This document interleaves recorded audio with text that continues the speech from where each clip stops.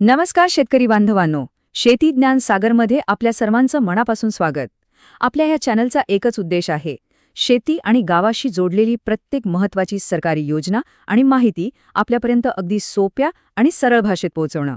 आणि आज आपण अशीच एक जबरदस्त, खूप आनंदाची बातमी घेऊन आलो आहोत. ज्या कुटुंबांचं स्वतःच्या पक्क्या घराचं स्वप्न आहे, त्यांच्यासाठी सरकारनं एक खूप मोठा निर्णय घेतला आहे. घरकुल योजनेमध्ये आता एक महत्त्वाचा बदल झालाय आणि तो म्हणजे अतिरिक्त 50,000 रुपयांच्या अनुदानाचा. तर आजच्या या संपूर्ण माहितीमध्ये आपण या नवीन निर्णयाबद्दल सगळं काही अगदी व्यवस्थित समजून घेणार आहोत. आता आपल्या मनात बरेच प्रश्न आले असतील, बरोबर? जसं की हा नेमका बदल आहे तरी काय? हे जास्तीचे पैसे कोणाकोणाला मिळणार आहेत? आणि सगळ्यात महत्त्वाचं, हे पैसे मिळवण्यासाठी आपल्याला काय करावं लागेल? काळजी करू नका, या सगळ्या प्रश्नांची उत्तरं आपण आजच्या या माहितीमध्ये एक एक करून पाहणार आहोत. चला तर मग सुरुवात करूया.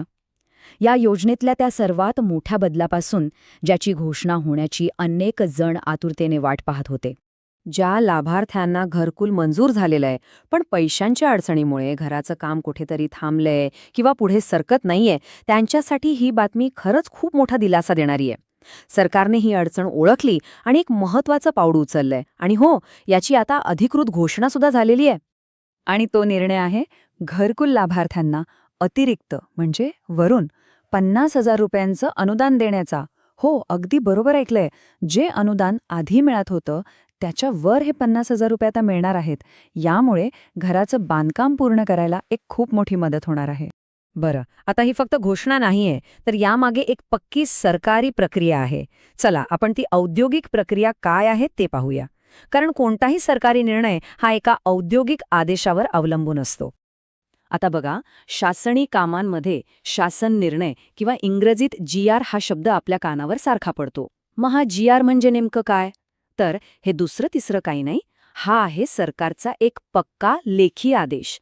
जसं आपल्या शेताचा सातबारा असतो की नाही, तो आपल्या जमिनीचा पक्का पुरावा असतो, बरोबर? अगदी तसंच हा GR म्हणजे त्या योजनेचा पक्का पुरावा. एकदा का GR निघाला की समजायचं आता कामाला खरी सुरुवात झाली. आणि आपल्यासाठी आनंदाची बातमी ही आहे की या अतिरिक्त अनुदानाचा शासन निर्णय नुकताच म्हणजे 12 फेब्रुवारी 2025 रोजी काढण्यात आला आहे. याचा सरळ सरळ अर्थ असा होतो की ही घोषणा आता फक्त बोलण्यापुरती राहिलेली नाही. यावर सरकारी शिक्कामोर्तब झालंय आणि लवकरच याची अंमलबजावणी म्हणजे प्रत्यक्ष काम सुरू होईल. आता येतो सगळ्यात महत्त्वाचा प्रश्न, की हे अतिरिक्त 50,000 रुपये सगळ्यांनाच मिळणार आहेत का? तर नाही. यासाठी सरकारने काही विशिष्ट प्रवर्ग ठरवले आहेत. चला, आता आपण पाहूया की यात नक्की कोणाकोणाचा समावेश आहे. हे जे वाढीव अनुदान आहे ते प्रधानमंत्री आवास योजना ग्रामीणच्या दुसऱ्या टप्प्यातील 4 प्रमुख प्रवर्गांना मिळणार आहे. यात कोण कोण घेतं? तर यात विमुक्त जाती, भटक्या जमाती, विशेष मागास प्रवर्ग आणि इतर मागास प्रवर्ग म्हणजेच OBC या प्रवर्गांतील लाभार्थ्यांचा समावेश आहे.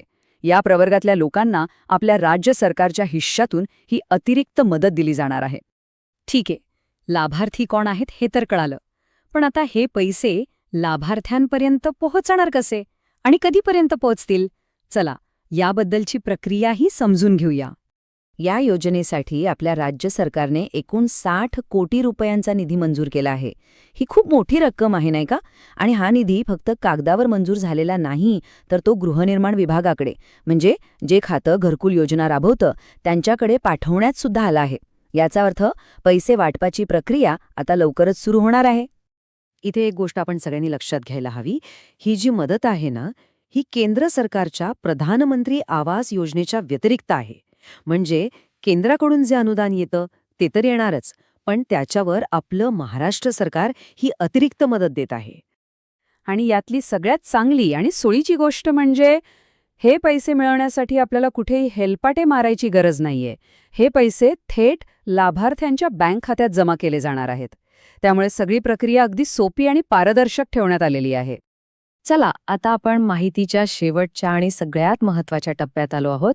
जे लाभार्थी पात्र आहेत त्यांनी आता पुढे काय करायला हवं, जेणेकरून हे पैसे त्यांना सहज मिळतील. अगदी 3 सोप्या गोष्टी आहेत, त्या फक्त लक्षात ठेवा. पहिली गोष्ट, आपलं जे बँक खातं आहे ना, तेच चालू ठेवा. म्हणजे ते सक्रिय असलं पाहिजे. त्यात थोडेफार पैसे टाका, काढा, व्यवहार सुरू ठेवा, म्हणजे ते बंद पडायला नको. दुसरी महत्त्वाची गोष्ट, आपलं आधार कार्ड त्या बँक खात्याशी जोडलेलं आहे की नाही, म्हणजे लिंक आहे की नाही, हे एकदा नक्की तपासून घ्या. आणि तिसरी आणि शेवटची पायरी, आपल्या गावच्या ग्रामपंचायत कार्यालयात जा आणि या योजनेबद्दल चौकशी करा. आपलं नाव यादीत आहे का याची खात्री करून घ्या. बस, एवढं केलं की झालं. शेवटी एक प्रश्न आपल्या मनात येऊ शकतो की सरकारने हे अतिरिक्त पैसे देण्याचा निर्णय नक्की का घेतला असेल? यामागे काय विचार आहे? तर यामागचा उद्देश खूप सरळ आणि महत्वाचा आहे. अनेकदा काय होतं, घरकुल मंजूर होतं, पण वाढत्या महागाईमुळे, सिमेंट, स्टीलचे भाव वाढल्यामुळे घराचं बांधकाम अर्धवट राहतं. असं होऊ नये आणि प्रत्येकाचं हक्काचं घर वेळेत पूर्ण व्हावं, यासाठीच ही अतिरिक्त मदत आहे. तर ही होती घरकुल योजनेच्या वाढीव अनुदानाबद्दलची संपूर्ण माहिती. आम्हाला आशा आहे की आपल्याला ही माहिती नक्कीच आवडली असेल आणि उपयोगी पडेल. ही माहिती जास्तीत जास्त लोकांपर्यंत पोहोचावी यासाठी नक्की शेअर करा. आणि अशाच महत्त्वाच्या योजनांची सोप्या भाषेतील माहिती मिळवण्यासाठी आपल्या शेती ज्ञानसागर चॅनलला सबस्क्राईब करायला विसरू नका. धन्यवाद.